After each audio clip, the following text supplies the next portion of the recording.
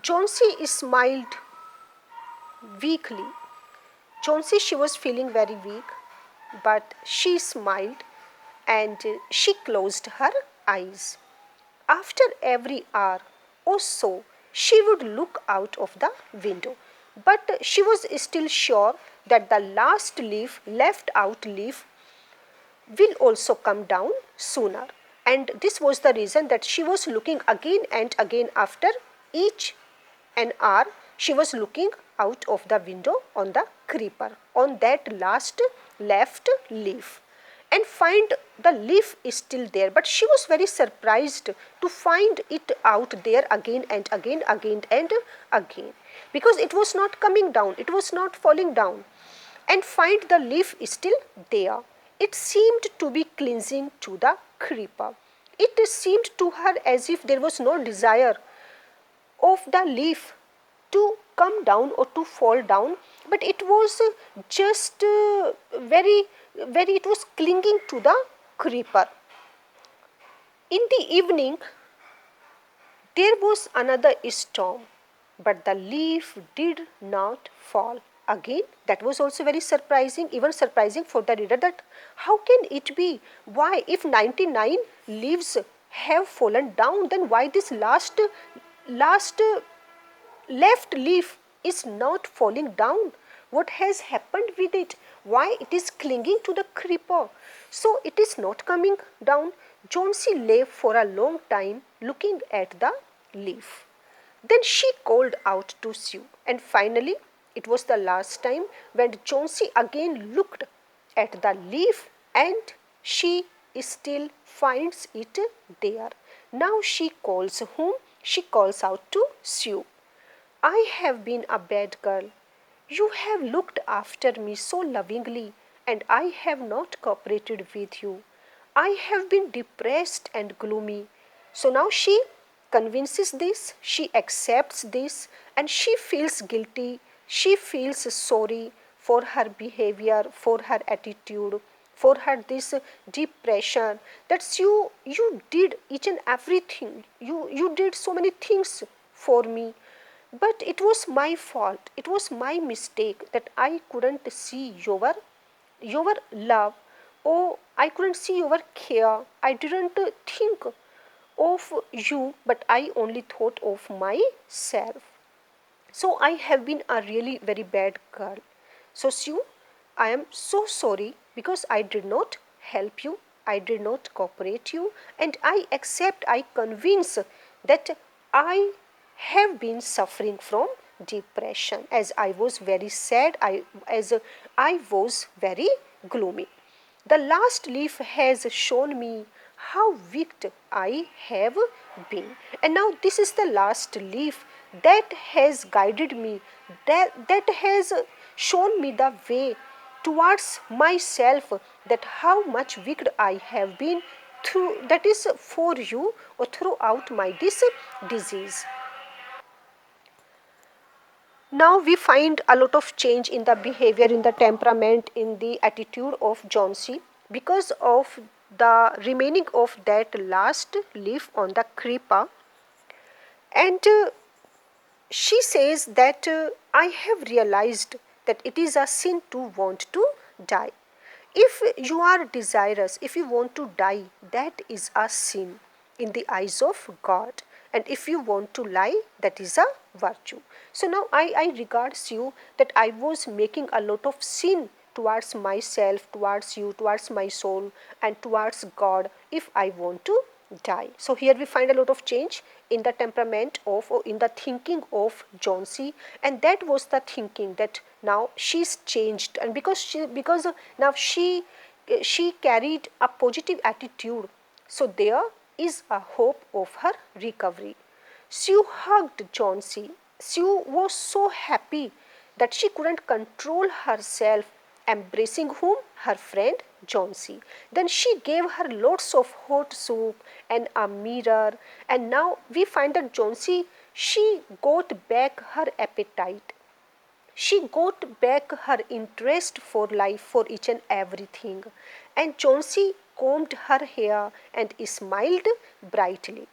When Johnsy had negative attitude. When she was depressed, she couldn't have interest even combing hair or in smiling, in eating. But now she was so happy that she was doing everything for her. So that is the effect of our thinking on our life, on our personality.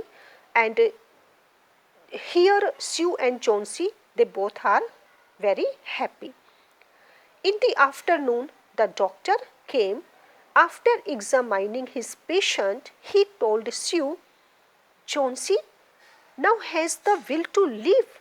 I am confident she'll recover soon. So now doctor, he was also very surprised that what all has happened with his patient, because now Chauncey, she was recovering, and she was recovering only because of the changes in her thinking.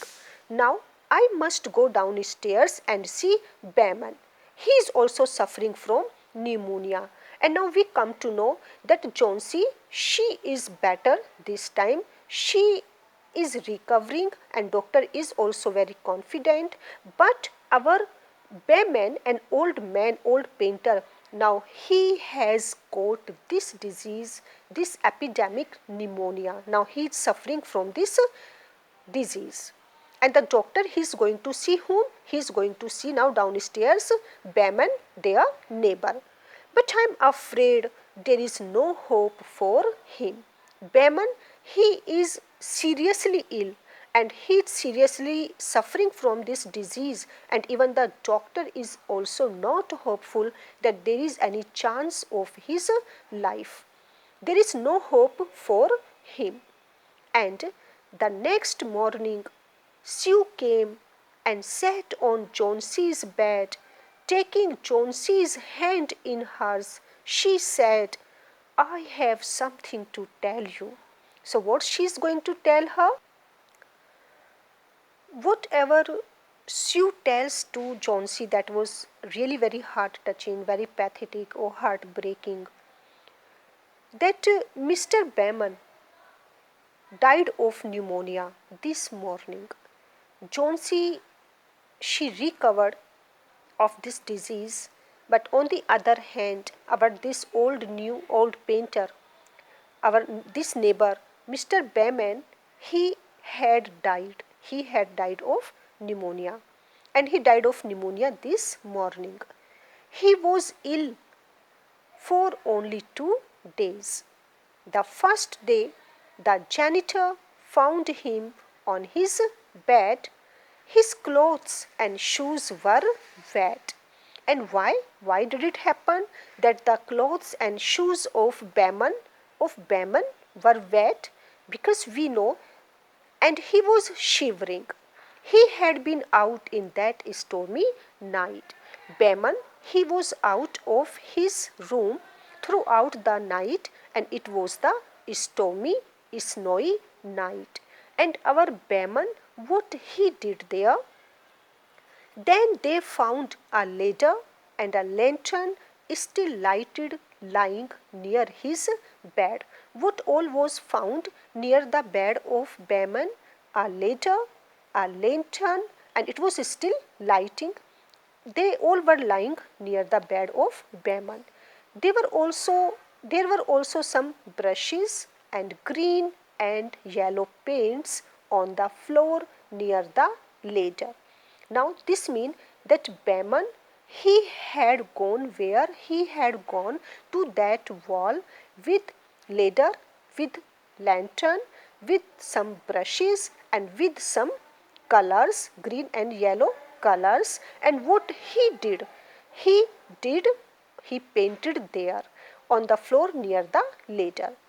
Chauncey dear, said Sue, look out of the window. Look at that ivy leaf. Haven't you wondered why it does not flutter when the wind blows? This means that she was also unknown to the fact that the last leaf was not even fluttering. Even the wind was blowing, but it was not making it flutter. And this was the reason that it was not coming down.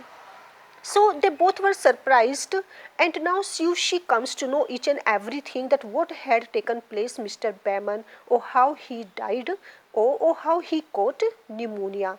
Behrman, he sacrificed his life to save the life of Johnsy, that young girl. Look at that ivy leaf. Haven't you wondered why it doesn't flutter when the wind blows? That's Behrman's masterpiece. So that was the creation, that was the doing, that was the painting of Behrman. That last left leaf was not a real leaf, but that was painted by Behrman. That is only to save the life of Johnsy, because all the hope of Johnsy were based only on that last leaf. And when Behrman comes to know this fact, this misconception of Johnsy, then what he did, he painted the last looking real leaf on the wall out of the window of Johnsy, and that has become now the masterpiece of Behrman. He painted it the night the last leaf fell. He painted it the night the last leaf fell. When the last leaf also fell down, also came down, at that moment, Behrman, what he did, he painted that last leaf on the wall throughout the night. So it was the supreme sacrifice of Behrman to save the life of a young artist, Johnsy. That was the story of O. Henry, the last leaf.